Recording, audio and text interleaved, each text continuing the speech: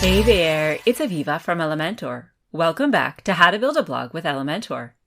In the previous lesson, we got introduced to the Elementor kit library, learned how to import a kit to our site, and set the essential navigation menu options.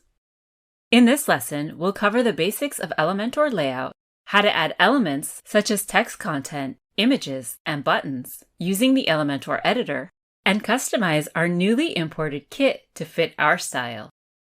Ready? Let's jump in and get started. I've gone ahead and created a blank page to demonstrate how the Elementor editor works. There's no need for you to create this page for your blog. However, if you'd like to follow along and work together to practice with Elementor before we begin customizing our actual blog, please feel free to do so. As mentioned in earlier lessons, every WordPress site needs to have a theme. And in our case, we're using the Elementor Hello theme. By default, any page or post inherits the theme's header, footer, and title. In some kits, you may face an overlapping header. But don't worry, we'll take care of that in a moment. There are two main areas when building a page with Elementor. The content area, located on the right side of the screen, where you can add and edit elements that form the layout and design of your page. And the left panel, which offers a wide variety of useful elements and options. At the bottom of the panel, we'll find helpful settings and options for pages built with Elementor. First are the page settings, where we can edit the page name, upload a featured image,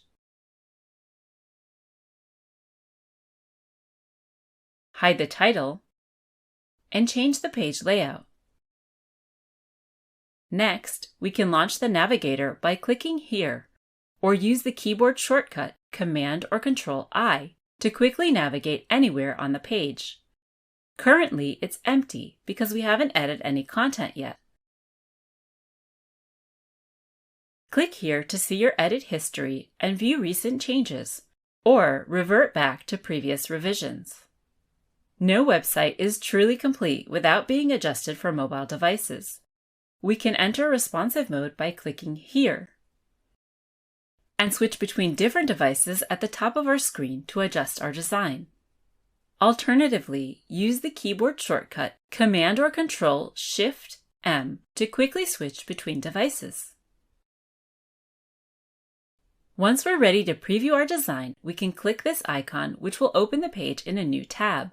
Of course, before we do so, we'll need to either save our changes as a draft or publish the page when it's ready to go live. Back in the panel header, open the menu by clicking this icon, where several more settings and navigation options are available. Site Settings, as it sounds, allows us to globally define our site's settings, all from one place. We'll get back to the site settings shortly. Theme Builder allows you to manage all your site parts from one location. We'll learn about the Theme Builder in more detail in our next lesson. User Preferences allows us to customize the Elementor workspace, such as switching to dark mode, altering the width of our panel,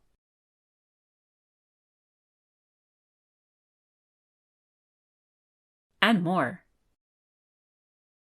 Below is the Finder, which we can also launch by using the shortcut Command or Control-E and access different parts across our site quickly. Click View Page to see your live website, or exit to Dashboard to go back to the WordPress dashboard. Let's begin with the content area. There are two ways we can start. We can either design our pages from scratch or use a template from the library. Let's begin with the library. This library is separate from the kit library and differs in that it's used to add individual templates to a web page and not to import a full website. Here we can preview templates we've saved, view complete page templates, or even blocks, which are used to make up small parts of pages.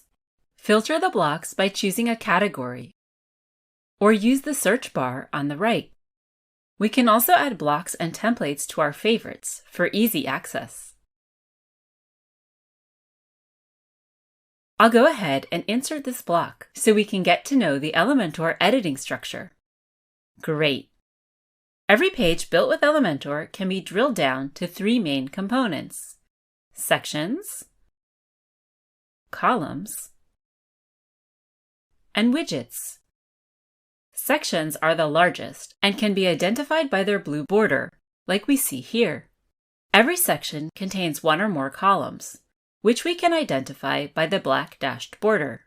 These columns house widgets, such as the texts and buttons we see here. We control the sections, columns, and widgets with their handles. To make changes to a section, column, or widget, simply right-click its handle where we can edit, duplicate, delete, and more. We can move sections, columns, and widgets around by simply dragging and dropping them. The blue line indicates where they'll be positioned when we let go. Another way to add sections is by clicking the plus icon over here. Then choose one of these preset structures, which we can tweak to our liking as we go, or simply delete them. Sections, columns, and widgets have three tabs in the panel on the left. Sections and columns have Layout, Style, and Advanced tabs,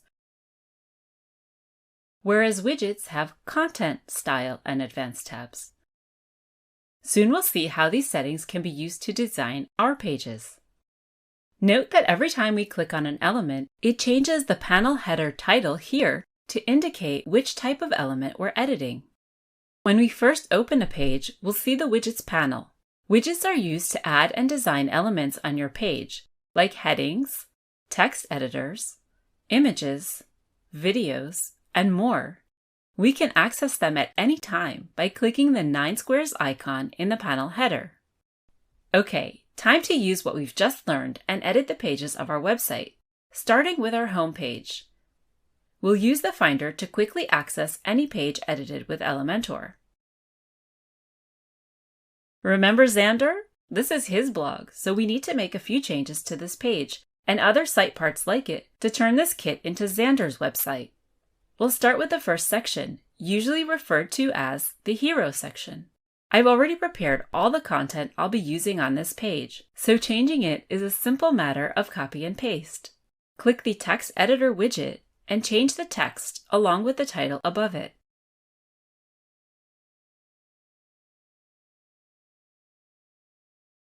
The image here is compelling, but it's definitely not Xander. Click the Image widget, then choose an image to change it. You can use images from your media library, upload your own, or find a link to these images in the lesson description. Fantastic! Now, we still have this button in orange, which doesn't quite match Xander's style. This is from the kit's branding, taking its settings from Global Styling.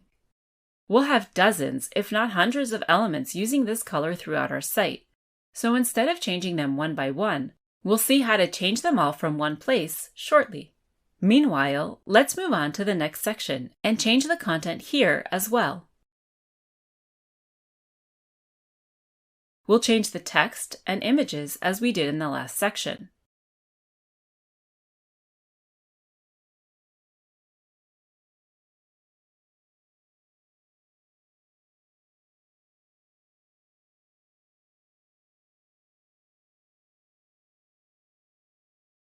Don't forget to edit the button text too. For the button's link, rather than adding the page's URL, we'll use dynamic tags. This will ensure that the link will always work, even if we change the URL in the future. Click the dynamic tags icon and choose Internal URL. Then hit the wrench icon, and from the Type dropdown, choose Content. Next, we'll search and choose the relevant page on our site, which in this case is the About page. In our next section, we only need to change this title and the button below. We don't even need to touch the Posts widget, since the posts are dynamically pulled from our Posts archive. It currently consists of the default posts that were imported with the kit. We'll update this button's link as well, but instead of choosing a content page, we'll choose a specific category. To do this, choose Internal URL again, and in the dropdown, select Taxonomy. Then search for Uncategorized. This will send the user to an archive page with posts that were not given a specific category. Since we only have one category, uncategorized, it will show all the articles Xander has available on his site. Continuing on to our next section, this kit displays more posts from a different category called Tips. Since Xander currently only uses one category for his articles, we won't need to show this post category. However, we can use existing parts in any kit to our advantage and change their context to display more relevant content, like promoting Xander's digital products, for example. First, we'll change the title. Delete these sections, as well as the Posts widgets. From the Widgets panel, search for the Call to Action widget and place it inside the left column. Change the image, title, and button text.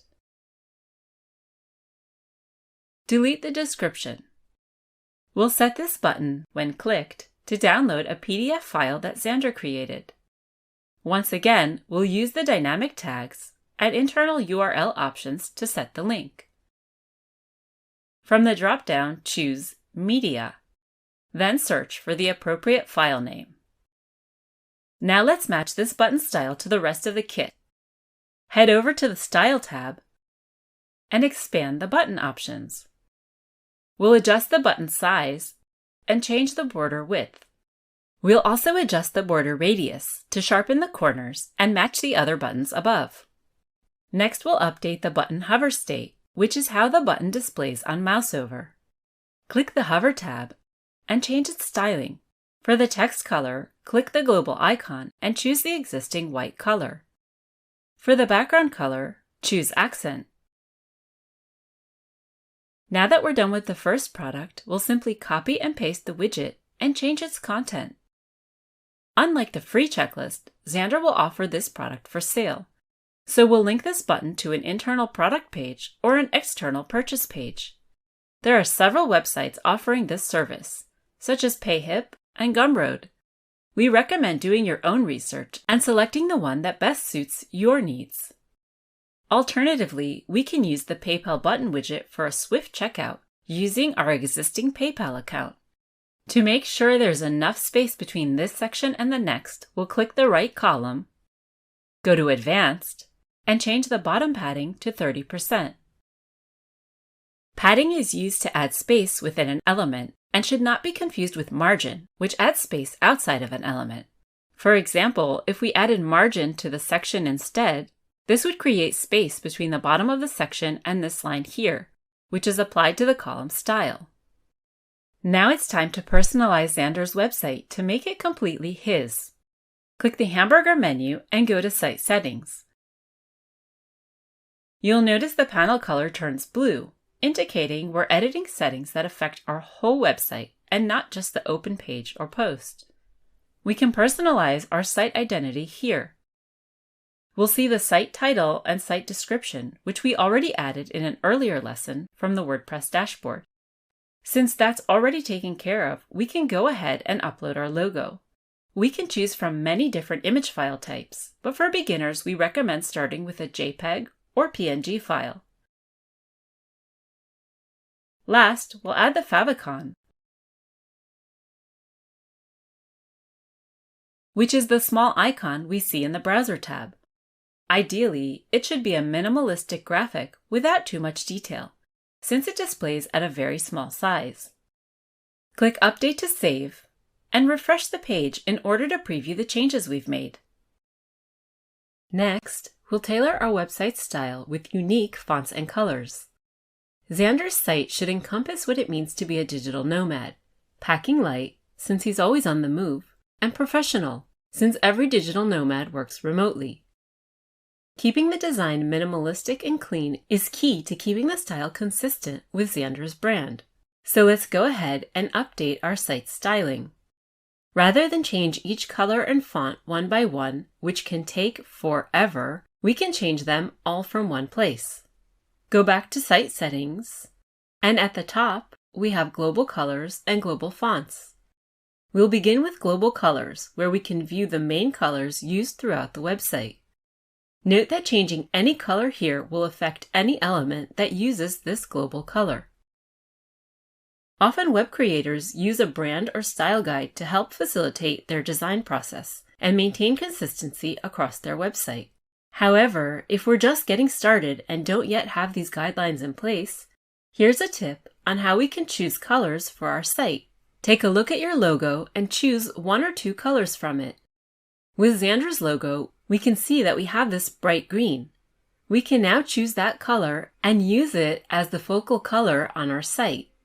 For this website, we'll change the secondary color here, which is orange, to Xander's green by pasting in the color code. And we'll leave the rest of the colors as is. If we need to make any changes in the future, we can come back to this panel at any time and tweak our colors.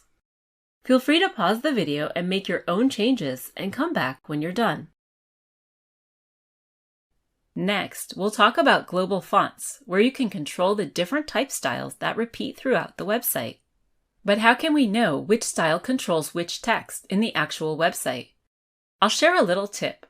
Go back to edit the home page by clicking the X in the corner of the panel. We'll click the first heading we see, go to Style, and hover over the global icon. A tooltip with the style name will show up. Hero Main Title is ours.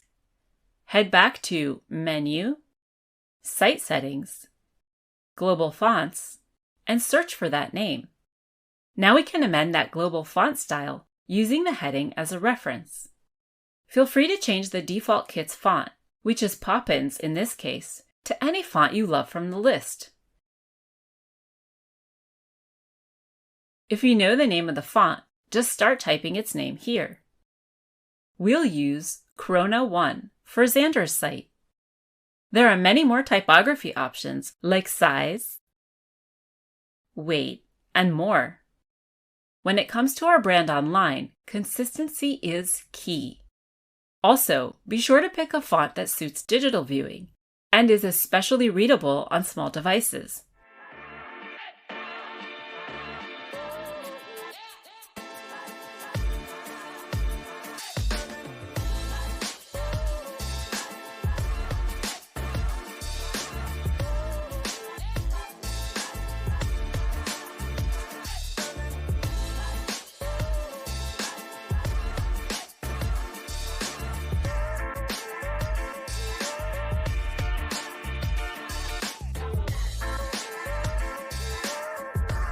Great!